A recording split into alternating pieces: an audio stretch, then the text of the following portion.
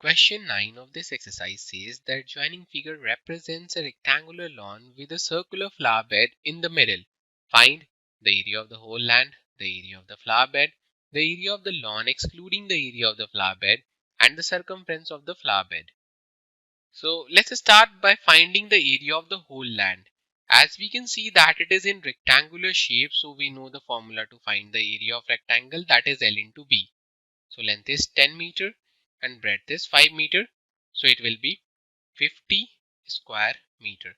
That will be the area of whole land. Now let's move on to the second part. In the second part we have to find the area of flower bed. So as we can see that the flower bed is in circular shape. So it will be pi r square, or we can say 3.14 into 2 square, and on solving this we will get 12.56 square meter. So that will be the area of the flower bed. Now let's move on to the third part. Now in the third part we have to find the area of the lawn excluding the area of the flower bed. So we'll subtract the area of the flower bed from the area of the lawn. So it will be 50 minus